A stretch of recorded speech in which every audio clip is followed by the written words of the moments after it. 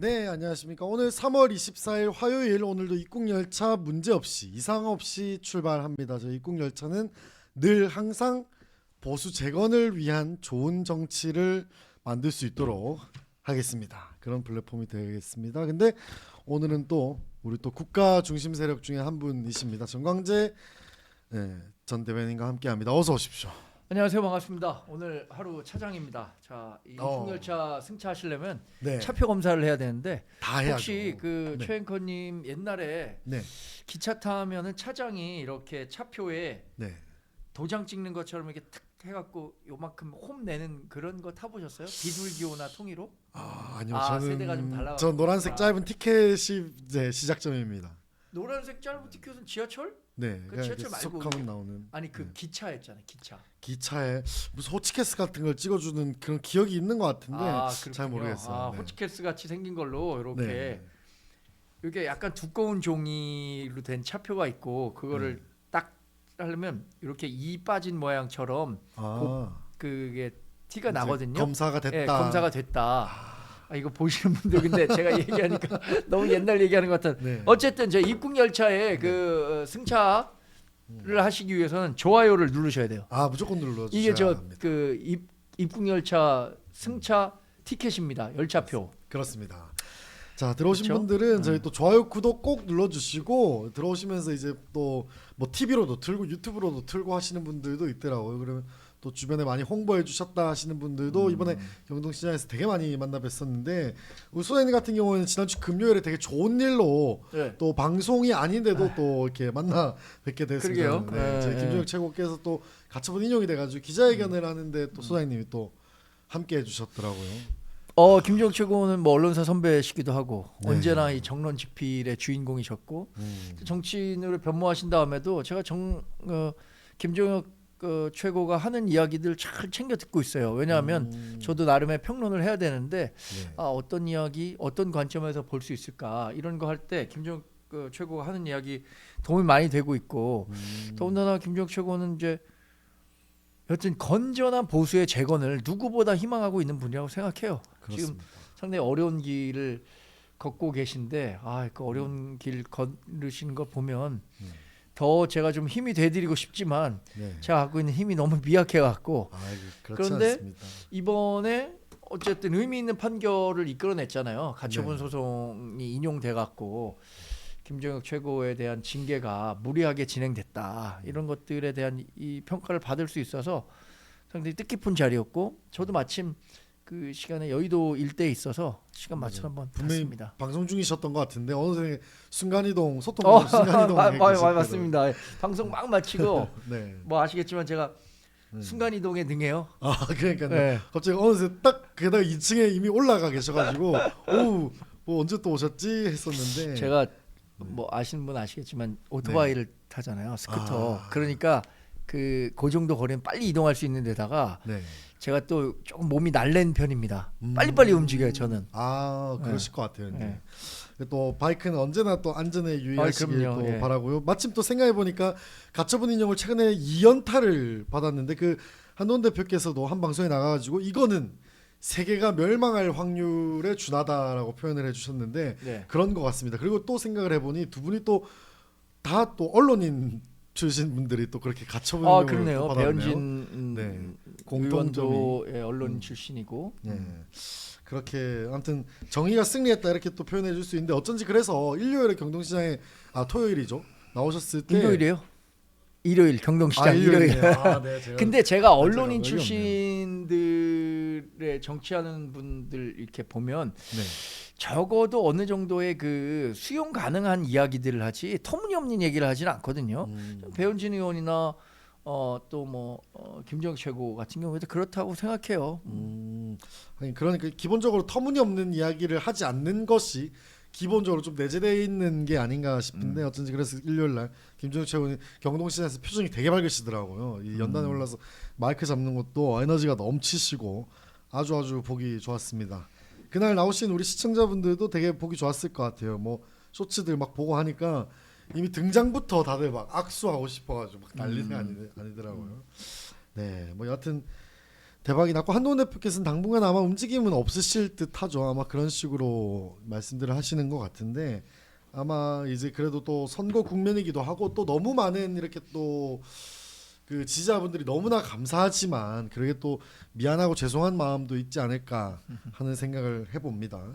뭐 일일이 다 뵙고 네. 사진 찍어 달라 그러면 사진도 찍어 드리고 싶고 하는 마음이겠지만 그렇죠. 물리적으로 워낙 많은 분들이 한 자리에 모이시니까 그게 쉽지 않아서 아마 뭐 그런 감사한 마음과 함께 미안한 마음도 갖고 있을 것 같아요. 네. 제가 저라도 그럴 것 같아요. 저를 응원해주고 보기 위해서 또 힘을 실어주기 위해서 현장을 찾았는데 그분들을 다 일일이 감사 인사하고 싶지만 그게 몸이 뭐 한 개밖에 없는데 어떻게 그러니까요. 그게 가능하겠습니까? 너무나 많은 분들이 오셔가지고 아마 그런 마음을 충분히 가지고 계실 것 같습니다. 자, 오늘은 이제 이번 주 지난주부터 계속해서 여기 공천 이정현의 이런 칼춤이 계속해서 또 화제를 불러일으키고 있는데 주말간에 대구시장 공천에서 주호영, 이진숙 두 분을 컷오프하는 이후로 정말 여기에 대해서 여러 가지 의견들이 돌고 있습니다. 그래가지고 요거는 뭐 이제 저쪽 극우 유튜브들은 그러더라고요. 이진숙 별의 순간이다. 이건 국회 입성을 위한 대통령으로 가기 위한 그런 길이다. 뭐 대통령까지 나옵니까? 대통령까지 얘기가 나오고 서정우 변호사도 오늘 아침 오전에 방송 나와가지고 이건 대통령으로 가는 길이다. 뭐 이런 얘기를 하던데 이건 좀 너무 오바가 아닌가 싶은데 여하튼 누구나 추측해 볼 수 있는 거는 보궐선거 출마입니다. 여기서 현역 의원에게 공천을 주고 그 자리에 보궐선거 공천을 넣지 않을까 싶은데 소장님 어떻게 좀 보세요? 이정현 공천관리위원장이 그런 자락을 딱 깔아놨잖아요. 몽석을. 뭐 국회라든가 중앙 정치에서 더 큰 역할을 할 수 있는 사람들이다. 뭐 그러니까 주호영 의원에 대한 컷오프는 저는 판단하기를 장동혁 당대표와 이정현 공천관리위원장의 이해관계가 맞아떨어졌다. 이 교집합이 있었다. 요새는 뭐 집합이 유행하잖아요. 네. A 이익 중심형, B 네. 가치 아닌가 A가 가치 중심형이며 가치 이념 중심형, 중심이고 B가 이익 이익 중심형 중심이죠. 사이에 교집합이 있는데 이 교집합에 주호영 의원에 대한 컷오프가 있었던 것 같아요.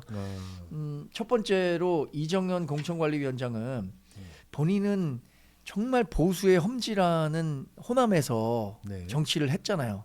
그리고 우여곡절 끝에 국회의원 하긴 했지만 항상 변방에서 고생하면서 이런 정치 생활을 이어왔는데 반대 진영, 그러니까 같은 진영이지만 보수와는 같은 진영에 있지만 주호영 의원은 6번이나 무려 2004년에 처음 국회의원 한 다음에 6번이나 보수의 양지라고 할 수 있는 대구에서 국회의원을 했단 말이에요. 그리고 또 하나는 친이 친박의 갈등이 있었을 때 네. 친박의 대표 주자는 이정현 공관위원장이었고 주호영 의원은 친이 쪽에 속해 있었던 인물이거든요. 네. 그러니까 개인적으로 불편한 관계고 한 사람이 특정 지역에서 그렇게 오랫동안 혜택을 누리면서 정치해도 되느냐라는 문제의식을 크게 갖고 있었던 것 같아요. 그래서 주호영 의원은 처음부터 만약에 대구시장 나온다면 내가 권력이 있는 한 컷오프 시키겠다라고 생각했을 것 같고 네. 처음에는 그게 본인 힘만으로는 안 됐잖아요. 네. 그렇죠. 그래서 뭐 공관위원장 사퇴 해프닝도 있었는데 다시 돌아왔을 땐 전권 준다고 했고 그러면서 주호영 의원만 컷오프했을 때는 되치기가 올 수 있다. 이거 안 먹힌다라고 생각하니까 주호영 의원이 문제를 제기했던 이진숙 전 방통위원장을 함께 물고 넘어가면서 자, 내 사촌 아니다. 나 이진숙도 자르고 그 주호영도 자르니까 나에 대해서 더 이상 문제 삼지 말아라 라고 하는 게 먹힌 거잖아요. 네. 일정 부분. 근데 이진숙 방통위원장에 대해서는 다른 그 정치적 활로를 지금 마련해 놨다고 봐야죠. 약간 출구를 하나 만들어 놓은 셈인데 그 와중에 우리 또 한동훈 이야기님, 정광재 소장님 안녕하세요, 화이팅. 슈퍼챗 투원 너무나 감사드립니다. 입국열차의 소중한 동력이 한동훈 이야기님 되겠습니다. 이거 저 김미숙 대표님 네. 이거 왜 뭐 이거까지 합니까? 아이 참 쑥스럽게 제가 아는 분이에요. 네네. 한동훈 이야기 또 유명 유튜버입니다. 그렇죠. 요한 많이 한 나오시고. 20만 명 가까이 네. 그 구독자가 있을 뿐만 아니라 네. 한동훈 전 대표의 정치를 진심으로 응원하는 분이에요. 이분. 과거에 그렇죠. 뭐 보수 정치 응원하셨던 분인데 한동훈 전 대표가 비대위원장 시절서부터 또 한동훈이 하는 정치에 대해서 저는 뭐 이 김민석 대표가 철학적으로 같이 응원하고 있다고 생각하거든요.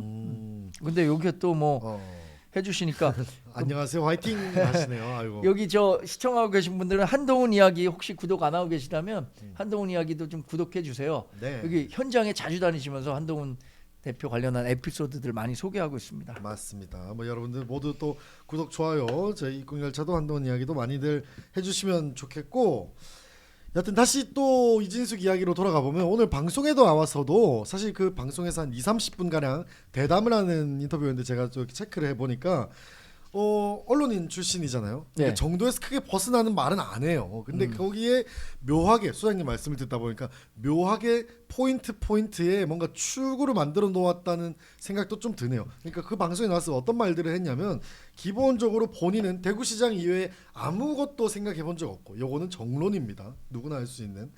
뭐 계속 몇 번을 거듭해서 물어봐도 그런 이야기들을 막 하더라고요. 그러면서 본인이 그렇게 가는 것은 국회 자체를 너무 희화화시키는 건 아니냐. 그렇기 때문에 굉장히 또 대구 시민들 그리고 국회의원들을 너무 모욕하는 것 같다. 뭐 이런 표현까지도 썼고, 한동훈 대표께서 이렇게 지방 일정, 서울 일정 다니시는 거 어떻게 생각하냐 그러니까 그 개인이 여기저기 전국 방방곡곡 다닐 수 있는 것은 개인의 자유이다 하면서 그냥 딱 진짜 정론만 딱 말을 하고 가더라고요. 참 그래도 네. 그 과거보다는 한동훈 전 대표에 대해서 조금 더 관대한 표현을 쓴 거 아닌가요? 그렇죠. 근데 최후의 마지막에 그것도 몇 번을 더 물어보니까 네. 마지막에 덧붙이기를 그럼에도 불구하고 보수 정치를 지향을 하는데 혹시나 그렇게 뭐 대구나 어디 출마를 해서 국민의힘 후보가 떨어지게 되면 그것은 그렇게 좋은 영향이 미치진 않을 것 같다 뭐 정도는 하더라고요. 뭐 그건 뭐 온도가 원론적인 조금 낮아진 것 같아요. 원론적인 반응이죠. 네, 뭐. 그냥 진짜 딱 누구나 딱 할 수 있는 속딱 정도. 근데 그 언론에서 네. 이제 본인이 한 얘기보다 맨 마지막에 붙인 단서에 더 많은 관심을 갖고 있는 것 같아요. 그렇죠. 그러니까 보궐선거는 생각하지 않고 있다라는 거잖아요. 자기는 대구시장만 보고 달려왔고 대구시장에 대한 재심 필요하다 이렇게 얘기를 하고 있지만 네. 마지막에 붙인 말은 당에서 요청받는다면 그 순간부터 생각해보겠다 이렇게 얘기를 했는데, 이게 보궐선거와 관련해서 요청을 한다면 그 요청이 온다면 그 순간부터 생각해보겠다는 것은 보궐선거 출마 가능성을 열어놨다고 봐야겠죠. 뭐 공교롭게도 나경원 의원도 오늘 뭐라 그랬냐면 네. 공관위 결정 아쉽겠지만 주호영 의원은 당에 남아 있어야 되고 이진숙 의원은 전략적 재배치를 해야 된다 이런 의견을 냈더라고요. 전략적 재배치라는 게 뭐겠어요? 아이고. 일각에서는 근데 또 재밌게 전략적 재배치 가운데 하나가 네. 경기지사 얘기가 나오더라고요. 얘기를 하는데, 경기지사 지금 다 죽으러 가는 길인 줄 아는데 이진숙 전 방통위원장이 그걸 받아들이겠습니까? 그러니까 그게 좀 의미심장한데 이제 고성국 TV에서 또 먼저 이거 선수를 쳤습니다. 처음에는 그 대통령으로 가야 된다, 국회의원 선거 나가서 대통령으로 가야 된다 하다가 조금 선회를 해서 오늘은 또 경기도지사를 나가는 게 낫다. 그렇게 해서 큰 정치인이 되어야 한다라고 이야기를 했더니 조금 전에 몇 시간 전에 이제 이정현 공관위원장도 SNS 글을 썼는데 경기도지사 이번 선거 너무 중요합니다 하면서 주저리 하다가 아주 결단을 이제 곧 내리겠습니다라고 하더라고. 뭔가 의미심장해요. 이게 뭐 김문수 전 지사를 데리고 오려고 하는 건지 이진숙의 재배치를 이야기하는 건지, 여하튼 지금 두 후보는 약하다라는 걸 그 긴 글을 통해서 표현을 하더라고요. 제가 이 듣기로는 일단 양양자, 함진규 두 분에 대해서 그냥 바로 둘 중에 한 명 공천을 줄 것 같지는 않고, 네. 전략 공천과 관련해서는 기업가 출신으로 얘기되는 분이 있다라는 얘기를 하고 있는 것 같고요. 기업가 출신, 그러니까 네. 아예 정치를 안 했던 기업가 출신인데 사회적 명망이 있는 분, 이분을 전략 공천하겠다는 생각이 있는 것 같고, 두 번째는 저는 이거 가능성 낮다고 보는데 네. 안철수 의원을 끝까지 한번 설득 더 해보겠다라는 생각을 갖고 있다라는 얘기도 들려요.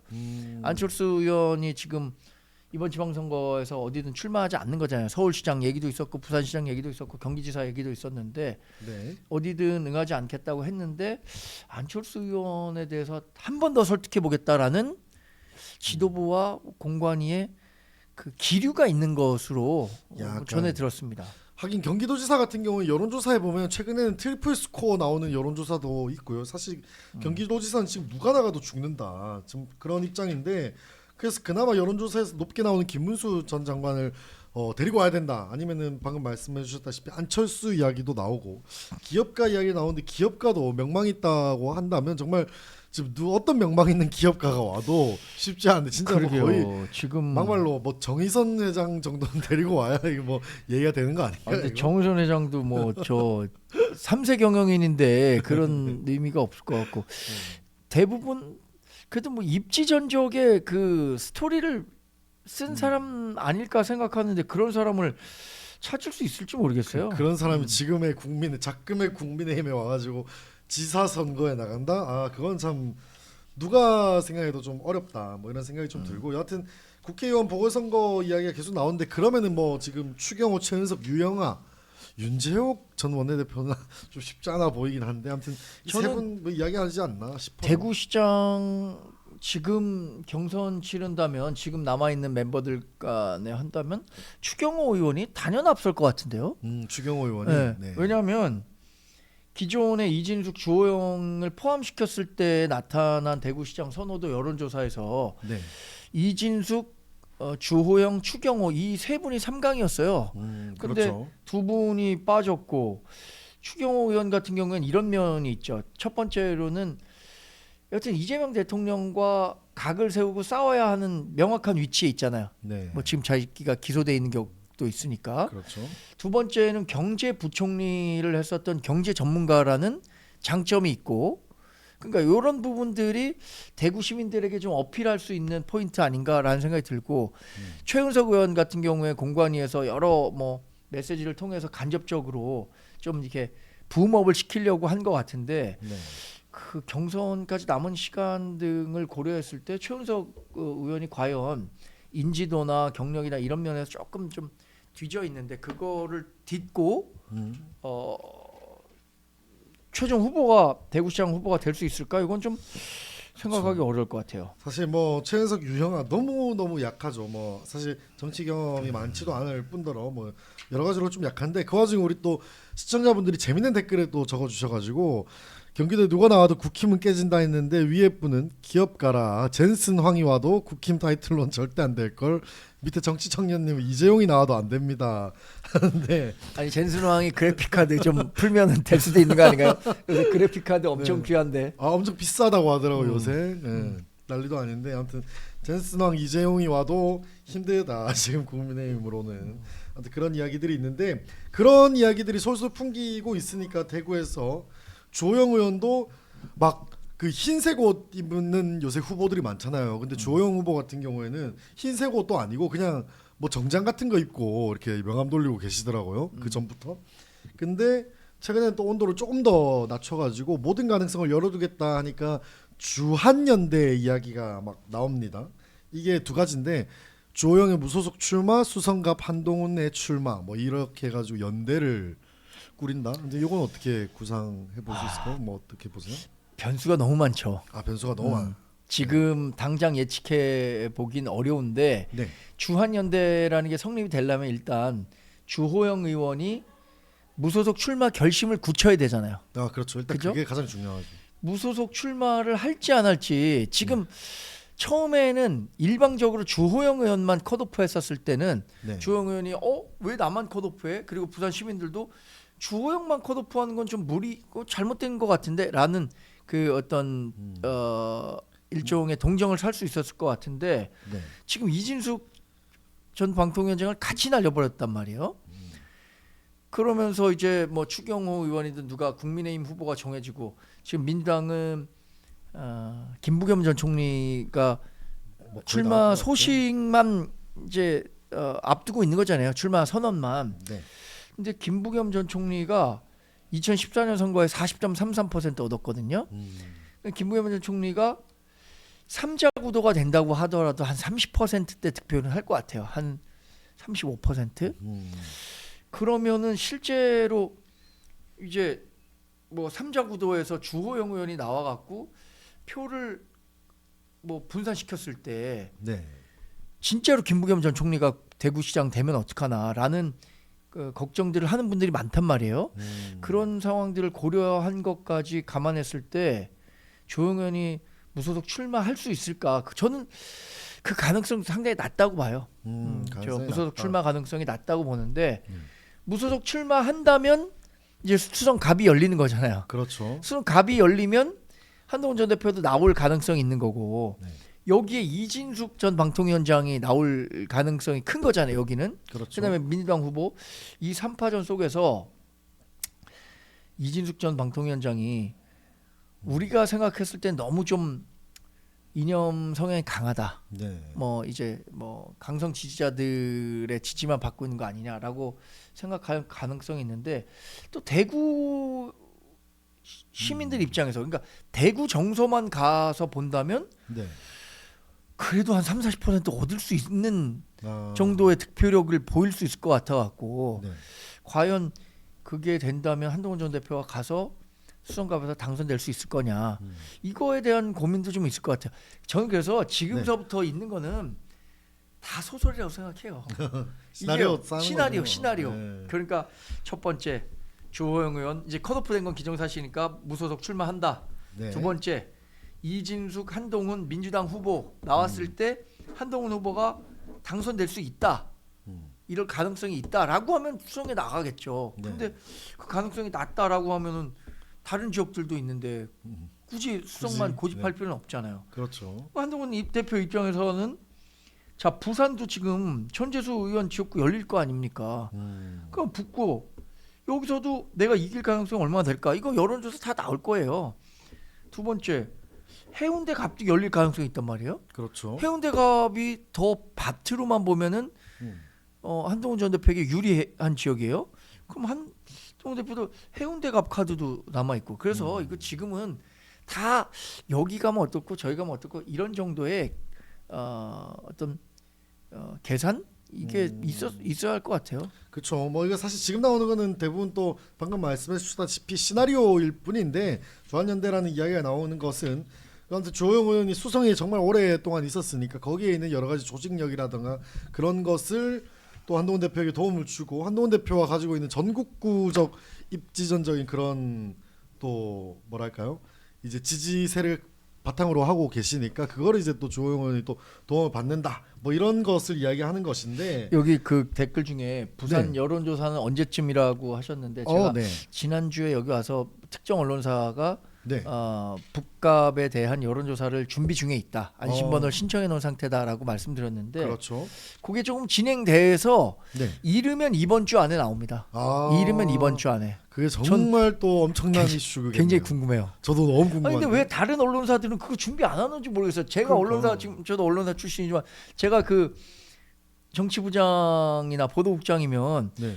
야 지금 이번 지방선거에 제일 관심은 뭐냐? 한동훈 전 대표가 살아올 수 있냐 없냐? 삼자 구도에서 살 거냐 죽을 거냐 이건데 그렇죠. 한동훈 전 대표 나올 만한 지역구에 대해서 한번 다 돌려봐라 이렇게 얘기할 것 같은데 왜 안 하는지 모르겠어요. 그걸 왜 안 하나? 사실 지금 지방선거에서 가장 중요한 아이템이지 않나 싶은데 그거를 지금 또 많이들 놓치고 있는데 아마 이번 주에 만약에 일러서 그게 나온다고 하면 다른 언론사들도 너도 나도 이래가지고 또 저는 엄청나게 뭐 인용 보도할 것 같아요. 한동훈 전 대표 뭐 저기 북값 나온다면 어떻게 되나 이거 그 언론사가 한 그 결과를 바탕으로 추가 보도 있잖아요. 인용 보도 뭐 네. 어느 언론사가 누구에 의뢰해서 한 걸 보니까 한동훈 전 대표가 이렇게 나온다더라. 그래서 이게 한동훈 전 대표의 경쟁력이 높으면 높은 대로 네. 낮으면 낮은 대로 엄청난 이슈가 될 것 같아요. 엄청나죠. 뭐 예를 들어서 높게 나왔다. 엄청 생각보다 너무 높게 나왔다. 이러면 뭐 한동훈 뭐 여기 나온다면 당선 유력 말을 팍 하면 완전히 그냥 끝나는 거 아니겠습니까? 예. 아무튼 우리 댓글에도 또 이번 주 북구갑 발표 뭐 예정 뭐 이런 얘기 이르면 이번 주 중에 나올 것 같다고 네, 제가 이르면- 말씀드립니다. 왜냐하면 예. 제가 좀 언제쯤 합니까? 그러니까 안심번호 받고 하는 기간이 좀 걸려서 뭐 한다고 했는데 네. 아무튼 그렇습니다. 우리 또 혹시나 거기에서 또 전화를 받게 되시는 분들이 있다면 적극적으로 또 참여를 해주시면 너무나 좋겠네요. 근데 최근에 네. 여론조사와 관련해서 국민의힘이 굉장히 뒤지고 민주당이 막 리얼미터에서는 과반 기록한 여론조사 결과도 나왔잖아요. 민주당 당 지지율, 정당 지지율 그렇죠. 53%인가? 뭐 네, 50.3% 53% 네, 나왔습니다. 53% 나왔죠. 네. 그거 보면서 일부 여론조사 전문가들은 이 얘기는 하더라고요. 지금 뭐 민당 지지율이 높은 건 사실인데 네. 약간의 과표 지분이 있을 것 같다. 왜냐하면 민주당이 지금 서울이든 경기지사든 뭐 전북이든 전남이든 네. 다 여론조사를 통해서 경선을 하겠다고 했잖아요. 지금 그러니까 그 사람들이 전화 오기만 기다리고 있대요. 민주당 지지자들은 여론조사 전화 오기만. 네. 그러면 그 경선 여론조사가 아닌 거에도 적극적으로 응해갖고 정당 지지율 보면은 민주당 지지자가 굉장히 많다. 아, 적극적으로 참여를 막 적극적으로 막 해서. 참여하니까 그거는 뭐 일견 뭐 전문가들 분석이니까 한번 생각해 보실. 그렇죠. 약간 정치적 흥분 상태 또 다른 표현으로서 약간 정치적 즐거움 상태라고 해야 될까요? 그렇기 그렇죠. 때문에 아니, 조금 더 우리 적극적으로 참여하고 그런 거 같네요. WBC 야구 뭐 얼마 전에 끝났지만 네. 우리 팀 이기고 있으면 보고 싶잖아요. 너무 보고 싶죠. 근데 막 7점 차이로 지고 있으면은 야, 딴 거 봐라. 졌어. 딴 데 봐라. 이렇게 되거든요. 그렇죠. 그러니까 우리 당 지지자들은 뭐 근데 이런 모든 상황들을 고려해서 여론이 형성된 거니까 그것까지 뭐 부인할 수는 없겠지만 그렇죠. 일정 부분은 뭐 그런 고려 사항도 있다라고 말씀드리는 거죠. 네. 아무튼 그러면서 제가 아까 또 수성 관련해 가지고 막 찾아보고 하니까 주호영 의원은 수성갑인데 옆 동네 이제 수성을 지역구 같은 경우에 지금 이인선 의원이 하고 있습니다만 이인선 의원이 굉장히 어떻게 보면 좀 안타까워요. 그 지지난 총선 때는 주호영 의원이 수성을에 무소속으로 나와서 이인선 의원이 또 떨어졌고요. 공천을 받았음에도 그렇죠. 그 다음에는 홍준표 시장이 또 수성을에 무소속 나와가지고 또 떨어졌습니다. 겨우 또 이제 홍준표 전 의원이 이제 시장으로 나가면서 보궐선거로 이제 들어갔었는데, 아무튼 요 수성이 그래서 이 무소속 성진가 뭐 이런 말들도 댓글을 보니까 사람들이 말하시더라고요. 그래서 이 계속해서 수성 이야기가 나오고 하는 것 같습니다. 자, 그러면서 국민의힘 공천 이야기를 조금 더 해보자면 요새 또 삭발 퍼레이드가 또 유행입니다. 근데 삭발은요 저희가 사실 국민들한테 좀 부정적인 인식이 있지 않나 싶어요. 막 황교안 전 총리가 떠오르기도 하고 여러 가지로 막 긍정적인 메시지를 전하는 것 같지 않은데, 지금까지 삭발하신 분이 김진태 강원도지사, 근데 삭발하고 결국 단수 공천 받았습니다. 그리고 김영환 전 충북도지사가 현이죠. 컷오프 되면서 삭발을 했고, 박형준 시장도 삭발을 했고요. 이번에 컷오프된 포항시장 후보인 김병욱 후보도 삭발을 했습니다. 이런 거 좀 어떻게 보세요? 지금 지지율도 너무 낮은데. 뭐 공천은 네. 뭐 어느 때 공천을 하더라도 잡음이 있을 수밖에는 없다고 생각합니다. 그런데 그 잡음을 최소화하기 위한 관리를 잘하는 게 공천관리위원장의 역할인데, 네. 이번 이정현 공천관리위원장이 그 역할을 제대로 하고 있는가, 잘하고 있는가, 그렇다고 평가하기는 어려울 것 같아요. 요새 뭐 나와서 평론하시는 분들이 하는 얘기가 2016년에 이한구 공천관리위원장이 진짜 공천을 망쳤다, 이런 얘기를 많이 하는데 거의 그 정도급 아니냐. 이 저 지방선거로는 보기 드물게 너무 시끄럽다고 얘기를 하고 있는 것 같고, 저는 이런 영향이 있는 것 같아요. 당이 잘 되는 집은요, 뭐가 잘 되는 집은 계속 잘 돼요. 예. 근데 못 되는 집은 잘 안 돼. 이게 옛말에 이런 말이 있습니다. 네. 어떤 거? 성공에는 예. 부모가 많고 실패는 고아다. 아. 예, 성공하잖아요. 그러면 야, 그거 내가 키웠다. 이거 내가 잘해갖고 뭐 이렇게 자랑하는 사람들이 많다는 거예요. 네. 근데 실패했어요. 그러면 내가 한 거 아닌데? 오. 이런 식으로 다 외면한다는 거죠. 근데 지금 국민의힘의 상황이 그런 것 같아요. 성공에는 부모가 많고 실패는 고아다. 아, 그러니까 지금 이게 잘 공천이 안 돼. 그러니까 당이 잘 안 되니까 공천도 잘 안 되고, 공천이 잘 되려면은 우리가 뭘 해서 공천하면은 이 사람이 당선될 것 같아. 그럼 잘 돼요. 민주당이 지금 그런 상황이에요. 되는 집안. 네. 되는 집안은 뭘 해도 돼. 그러니까 뭐 정원호 같이 다크호스가 갑자기 등장했고, 네. 그 정원호 구청장을 막 잡아먹으려고 하더라도 정원호 구청장이 굳건하게 뭐 지지율이 나오니까 버티고 있잖아요. 근데 우리는 이렇게 누가 막 이렇게 공천 잘못했다 공격할 만한 빌미도 많고, 네. 이길 것 같지도 않고 뭐 이러니까 뭐 여러 가지 책임론들이 자꾸 나오는 것 같습니다. 그러니까요. 뭐 그러면서 일부, 머리 네. 자르는 거 있잖아요. 삭발. 네. 삭발이라는 삭발 수업 게 막 하고 있습니다. 사실 정치적으로 약자들이 할 수 있는 뭐 행위라고는 하지만 삭발해갖고 그게 해결될 거였으면 저부터 머리 자르죠. 그러니까요. 그러니까 그게 안 되는 건 안 되는 거거든요. 음. 정말 이례적으로 네. 2022년에 김진태 강원도지사가 컷오프 된 다음에 네. 단식하면서 한번 살아났죠. 근데 그 살아났을 때도 뭐 사실 나중에 보니까 뭐 김건희 여사 라인이 있었네 없었네 뭐 이런 얘기들이 있는 거고 그럼 삭발한다고 해서 크게 달라질 것 같지는 않은데 뭐 박형준 부산시장의 삭발은 좀 의미는 다릅니다. 이거는 공천 물론 공천에서 내가 이만큼 열심히 하고 있다라는 그 선명성을 보여주기 위해서 삭발을 했다고 네. 볼 수 있는데 직접적인 이유는 그거예요. 민주당에 대한 공세입니다. 부산 글로벌 도시 특별법을 글로벌 허브 도시 특별법을 네. 전재수 의원이 발의를 했어요. 그렇습니다. 근데 전재수 의원이 발의했으면 민주당이 도와줘 갖고 빨리 법안 통과시켜서 부산을 글로벌 허브 도시로 육성할 수 있도록 해야 되는데 발의는 해놓고 통과는 안 시키고 있어요. 아니 그러니까 그러면 부산에 대한 진짜 민주당이 갖고 있는 애정이라는 게 있는 거냐? 뭐 해수부 이전하고 HMM 뭐 본사 유치한다고 그러는데 이거 말고 그 법을 통해서 네. 하면 되는데 그 법 통과시켜주지 않고 있으니까 법안 빨리 통과시켜 달라라는 의미에서 삭발을 한 거죠. 저는 이거 민주당이 금방 해결할 수 있는 문제입니다. 지난 주말에 네. 세 개의 법안을 3박 4일 동안 그냥 다 통과시킨 거예요. 국민의힘이 반대하는데도. 그렇습니다. 근데 이거는 국민의힘 반대 안 하거든요. 근데 통과 안 시키고 있잖아요. 그럼 이거 뭐예요? 의도적인 거죠. 약간. 민주당이 부산에 대해서 갖고 있는 게 뭐냐 이거죠. 네. 가장 또 대표적으로 얘기할 수 있는 거 윤석열 정부 때 네. 산업은행 이전하겠다고 했잖아요. 음. 산업은행 이전을 하려면 산업은행법을 바꿔야 되거든요. 네. 본사를 서울에 둔다가 아니라 본사를 부산에 둔다라고 바꿔야 돼요. 근데 법안을 바꾸려면 정무위를 통과해야 되고 본회의를 통과해야 되는데 정무위에 백회련 정무위원장이었거든요. 당시에. 네. 법안 자체를 상정을 안 하잖아요. 그리고 그거 산업은행 이전이 안 됐는데 그 산업은행 이전 국민의힘이 한다 그랬었을 때 그거 왜 안 시켜줬습니까? 그러니까 민주당이 말로는 부산 위한다고 하면서 지금 다 머리 굴리면서 이런저런 이유를 안 해주고 있는 거예요. 그거에 대한 그 문제점을 지적하기 위해서 박형준 시장이 한 거고. 네. 근데 그게 이제 뭐 공천에 최근에 뭐 컷오프설 있었고 경선한다고 하니까 그렇습니다. 여기서 이제 뭐 보다 야 나 이만큼 열심히 해 이거 부산 시민께 보여주고 싶었겠죠 박형준 시장은.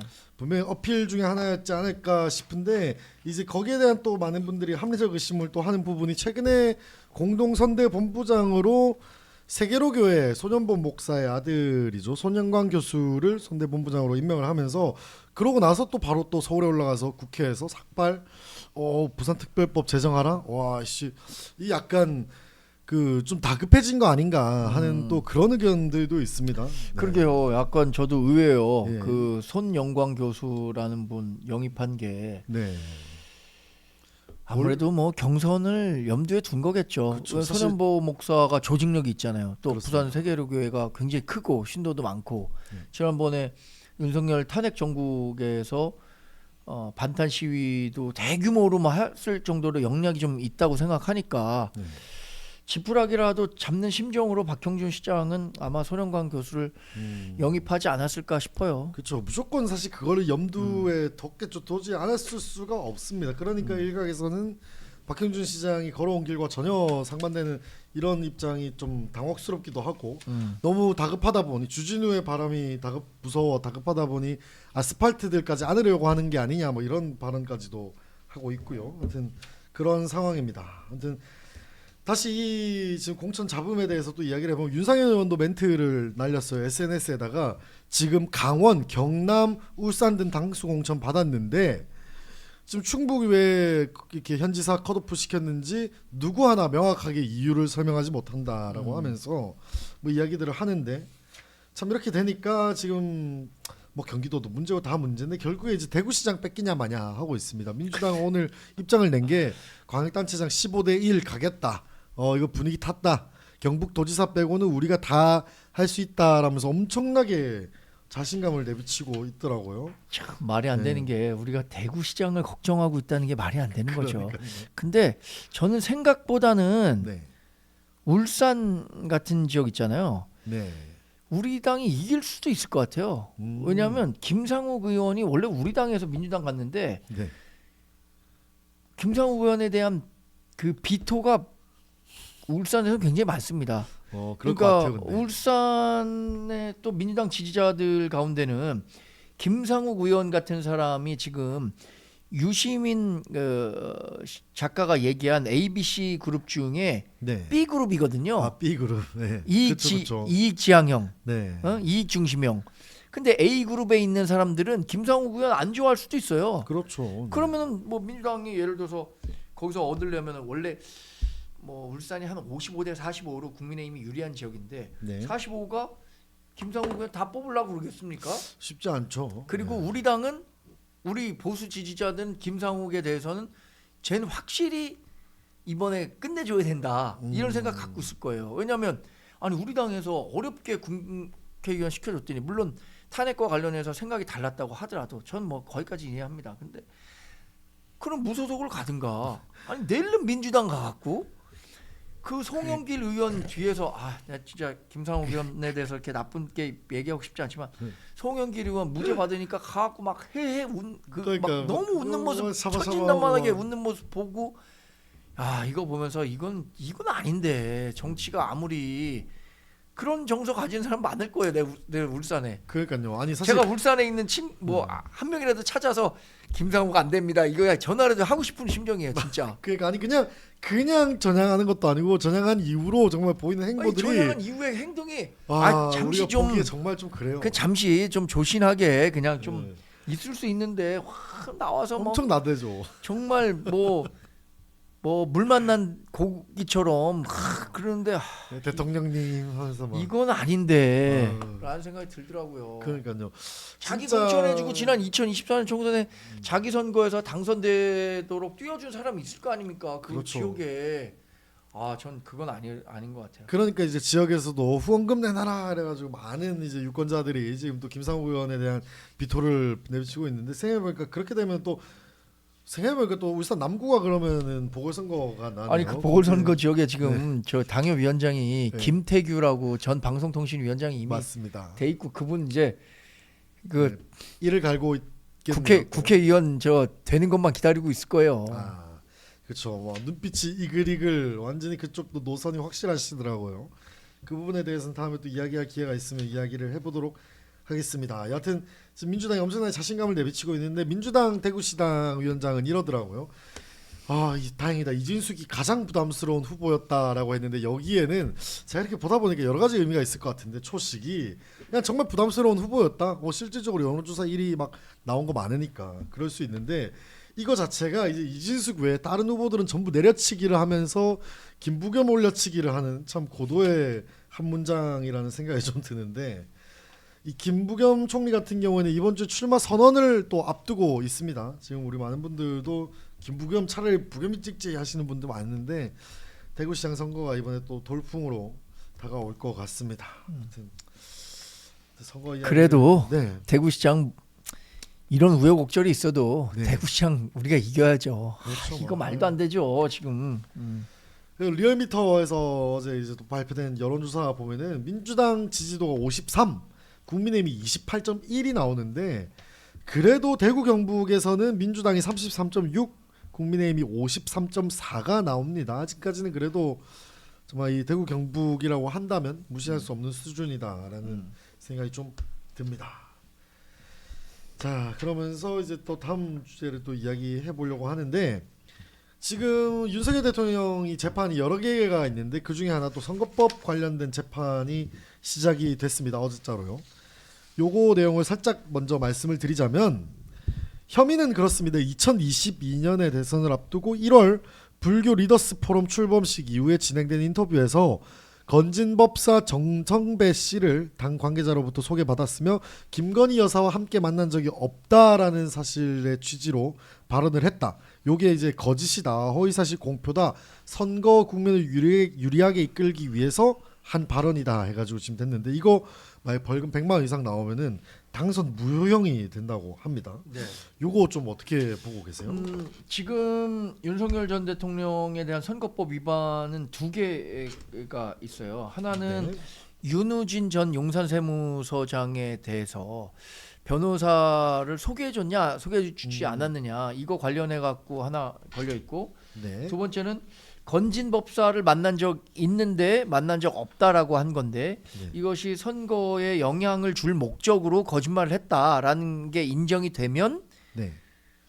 선거법 위반 혐의가 확정이 되는 거죠. 지금 이제 음. 1심이 진행 중인 건데 두 개 다 참 부인하기 어려운 증거들은 좀 있어요. 그렇죠. 근데 그러면 1심 판결에서 과연 이 정도를 가지고 100만 원 이상의 형을 내릴 거냐 말 거냐, 그게 있다고 봐요.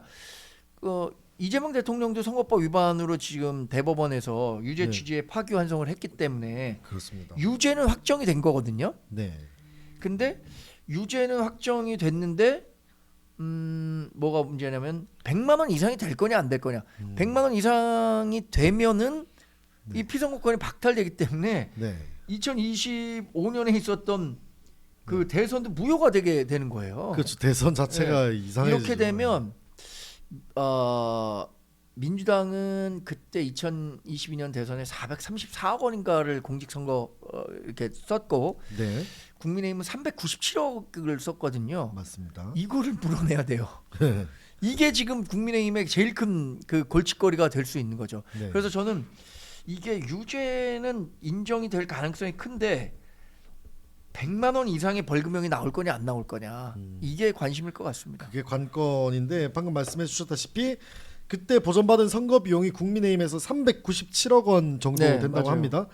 그래서 만약에 이게 진짜 100만 원 이상 나와서 당선 무효형이 되면 이거를 이제 국민의힘 차원에서 반환을 해야 되는데, 지금 제가 아까 기사를 봤을 때 2024년 기준으로 국민의힘 중앙당의 재산이 1,189억 5,500만 원 가량 된다고 합니다. 맞아요. 뭐 한 1,100억. 그래서 전체 3분의 1 가량이 이제 날아가게 되는 건데, 그래서 정말 지금 민주당 지지자들도 여기에 대해서 엄청나게 관심이 많아요. 이거 뭐 거기 댓글 보면 말도 못 합니다. 오마이뉴스 이런 데 가니까 당연히 무효지. 100만 원이 뭐야? 500만 원, 1,000만 원 때려라 뭐 이러고 있는데. 아니 그래서 이게 진짜 100만 원 될 거냐 안 될 거냐 정말 관건이고, 네. 판사도 고민을 많이 할 건데, 이거 사실 이재명 대통령의 선거법 위반과 관련한 거랑 비슷한 거예요. 상당히 비슷해요. 만약에 네. 윤석열 대통령에 대해서 이거 전 대통령에 대해서 이거 100만 원 이상 주잖아요. 네. 그러면은 이재명 대통령 임기 끝나잖아요. 2030년에. 네. 그다음에 재판 이제 진행될 거란 말입니다. 네. 그럼 거기서도 100만 원 이상 해야 돼요. 그렇죠. 똑같은 진짜 거의 맥락이 똑같아요. 비슷해요. 거의 네. 같아요. 뭐 누구 알았냐 네. 몰랐냐 이런. 그렇지, 알았냐 차이. 몰랐냐, 네. 했냐 안 했냐, 맞아요. 그래서 선거 결과에 영향을 미치려고 했냐 안 했냐, 이러기 때문에 그런 거를 생각하면 글쎄 뭐 사법부는 독립적인 기관이니까 네. 뭐 잘 이제 판단하시겠죠. 만약에- 근데 만약에 네. 이걸로 네. 국민에게 397억 원 물어줘야 된다라고 한다면, 네. 진짜 그런 일이 발생한다면 국민의힘을 지지하는 사람들이 이렇게 생각할 것 같아요. 이제 자동적으로 윤호개인은 없어질 것 같아요. 그냥 야, 그냥 우리 당 돈 400억, 개미털이처럼. 우리 당 400억을 그냥 털어갔네, 이렇게 생각할 거 아닙니까? 뭐 아마 100만 원 많이 나오잖아요. 당선 무효 처리되면 정말 이거는 걷잡을 수 없는 정치적 분쟁이 일어날 것 같습니다. 이제 그렇게 되면 국민의힘도 지금도 계속해서 이재명 재판 받아라, 재판 받아야 된다 하는데, 뭐 똑같다. 똑같다, 그렇죠. 너도 받아라, 난리 날 거고, 그렇죠. 공세가 네. 완전 그럼 민주당은 그러면은 아니다 뭐 할 거고. 이재명 대통령도 엄청 쫄릴 겁니다. 왜 쫄리게 되냐? 네, 민주당이 지금 분화하고 있잖아요. 그렇죠. 이른바 그 구주류라고 하는 문조 털레 이후에서 네. 야, 재판 받아야지. 임기 중에라도 그렇게 돌아버리잖아요. 네, 그러면 이재명 대통령 그냥 앉은 자리에서 그냥 대통령실에도 물러나야 될수 파기환송심 있어요. 받으러 가야 되죠. 파기환송심 받으러 갈 수 네. 있어서 이게 진짜 궁금해요. 앞으로 그러니까, 전국의 엄청 내관이 관건이에요. 될 것 같아. 맞아요. 그래서 뭐 한 90만 원 사실 선거법은 90만 원 룰이라는 게 있잖아요. 맞아, 90만 원 많이 때리죠. 90만 원 많이 때리는데 네. 90만 원 때리는 거 아닌가? 네, 그럴 수 있죠. 하긴 100만 원 때렸을 때 방금 말했듯이 정치적 파장이 너무 엄청날 것 같고 그렇게 되면 저는 좀 그런 것도 궁금해요. 정치적 공세 중에 그러면 이게 대통령의 당선 무효형이라는 게 요 근래 사실 요 근래라고 하기도 그렇고 아예 없었잖아요. 그래서 만약 이렇게 되면 그럼 대통령 직무 수행을 이미 한 거지 않습니까? 그렇게 됐을 때 그 직무 수행에 관련된 여러 가지 것들을 또 법리적으로 다투려고 하지 않을까 정치적으로. 그러니까. 너 그거 그러면은 뭐 특활부터 해서 뭐 이런 거 이제 민주당이 다 정치적 공세 들어올 거고 국민의힘 똑같이 또 맞 공격할 거고 아무튼 그런 것들 때문에 정말 또 전국이 어지러워지지 않을까 싶은데 이런 것들을 여러모로 좀 우리 당이 2024년에 1,198억이었으면 이거 2026년이면 한 1,300~400억 되겠는데요? 그렇죠. 왜냐하면 좀더 2025년에 선거를 치르면서 또 보조금을 받았고 그 다음에 아니 2025년에 네. 한동훈 전 대표가 뭐죠? 대선 후보가 안 돼서 네. 원래 29억인가를 뭐 11분 만인가 모금했는데 맞아요. 그 다 못 쓰고 네. 13, 4억 네, 14억인가를 정도 된것 그냥 특별 당비로 네. 중앙당에 그 호남에서 정치하시는 국민의힘 그 정치가 잘 될 수 있도록 써달라고 해서 특별 당비도 10몇 억인가 냈잖아요. 그렇죠. 네. 그렇게 하고 또 최근에 그 책임 당원이 좀 많이 늘었습니다. 책임 당원이 많이 늘어서 당비도 꽤 많이 들어오지 않았을까 싶은데 안 그래도 최근에 김민수 같은 경우에는 뭐 당원 뭐 엄청 늘었다면서 막 대대적으로 역시 이게 장동혁에게 여러분 힘을 몰아주고 있는 증거입니다 하면서 하고 있는데 아니 지방선거를 앞두고 지금 뭐 엄청나게 또 당원 모집을 하고 있지 않습니까? 네네. 뭐 그런 부분도 있을 텐데 이런 것도 조금 그런 사실을 또 피하라는 건 좋은데 너무 오바를 하는 건 좀 민망합니다. 자, 아무튼 이 선거법 관련된 재판 내관이 될 거다라는 의견으로 마무리를 좀 해보도록 하고 마지막으로 그거 좀 여쭤보려고 민주당 이슈들을 좀 다뤄보려고 하는데 저희가 지금 방송 중에 몇 번 언급을 했습니다만은 유시민 작가가 민주당의 독을 풀고 있습니다. 이른바 ABC론이라 해가지고 명명까지 해버려서 이제 요걸 약간 여러분들 모르시는 분들이 있을 것 같아서 설명을 해드리자면은 유시민이 ABC론 지금 민주당에는 ABC 그룹이 있다 해가지고 A 그룹은 김대중, 노무현, 문재인, 이재명으로 이어지는 민주당 핵심 코어 지지층이고 B 그룹은 대통령의 의중을 살피는 척하지만 실제 목적은 본인의 정치적 성공인 사람들 그리고 C 그룹은 A와 B의 교집합인 사람들이라고 했습니다. 그래서 사실 마치 B 그룹이 뭐랄까요? 요새 그 국민의힘에서 좀 유행했던 엔추파도스처럼 무슨 스파이를 뜻하는 것처럼 묘하게 그렇게 얘기를 하니까 이게 수박론이 또 떠오르는 거 아니냐 이야기를 하는데 이런 것들은 좀 어떻게 보고 계세요? 뭐 그러니까 민주당 구주류와 네. 신주류와 갈등이 본격화되는 거죠. 이제 세게. 구주류는 뭐 유튜브 이 정도 보시는 분들은 다 아실 거예요. 문조 털레유라는 신조어 있잖아요. 네, 문재인, 털레. 조국, 털보, 네.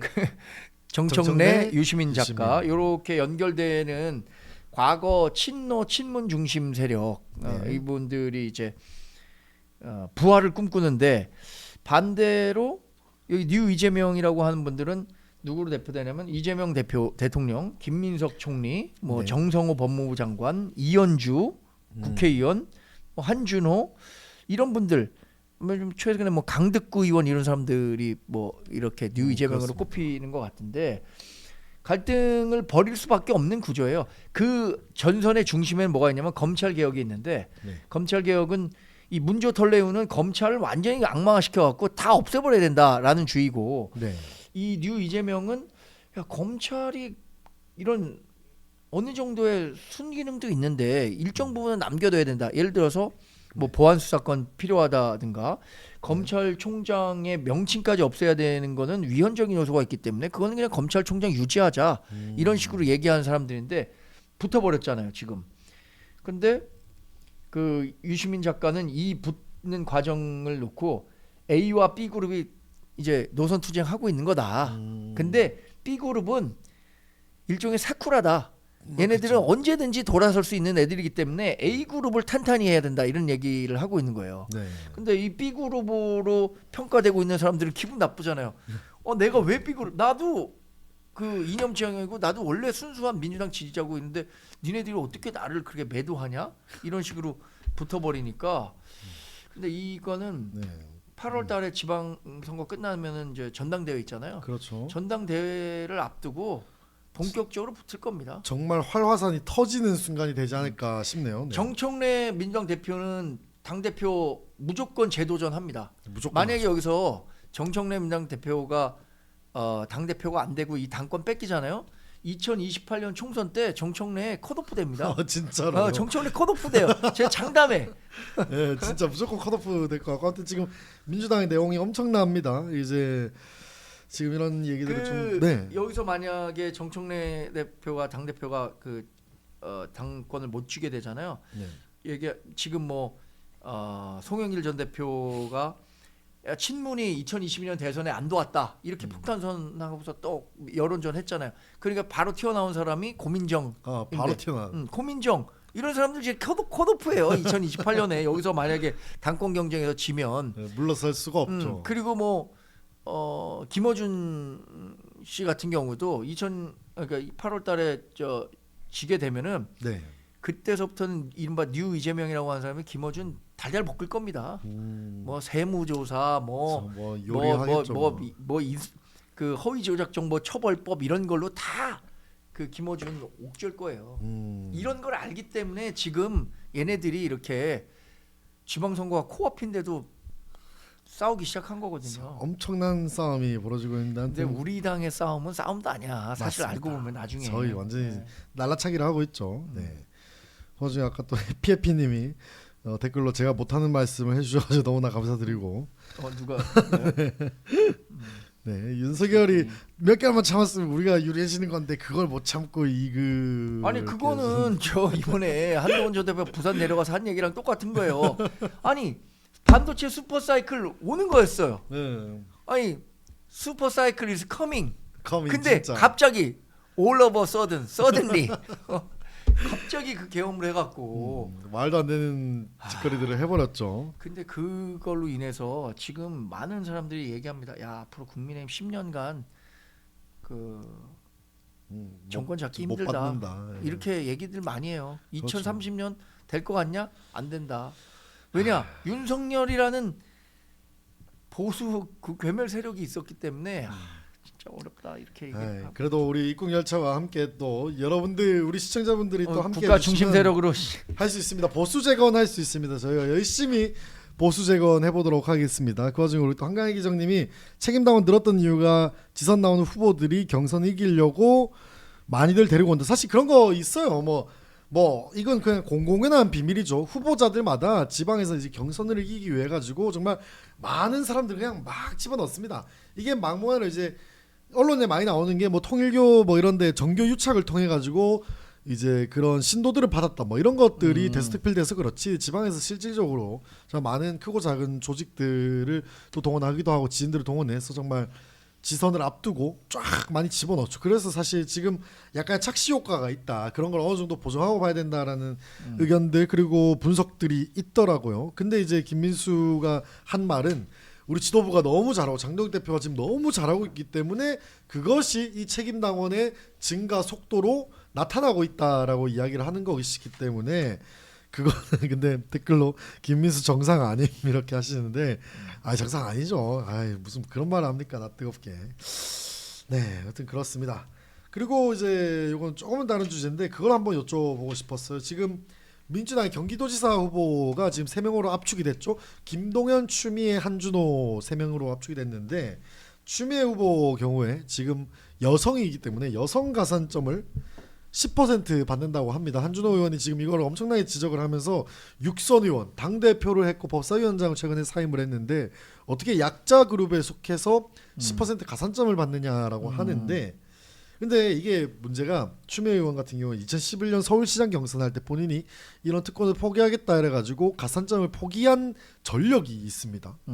이런 사태들은 또 어떻게 보고 계세요? 추미애 의원이 근데 포기하겠습니까 그거? 이 자기한테 주어진 권리인데 네. 또 더군다나 뭐 여유 있게 앞서는 거면 내가 대승적으로 포기하고 10% 없어도 내가 이긴다라고 생각하면 포기하겠죠. 네. 근데 지금 민주당 경기도지사 선거는 네. 저는 개인적으로 예상해 보면 추미애 의원이 될 것 같아요. 네. 이게 결선 투표하는 거 아시죠? 네. 민주당은 저 3자 경선 하더라도 50%안 넘으면 결선 투표를 하게 돼 있는데 네.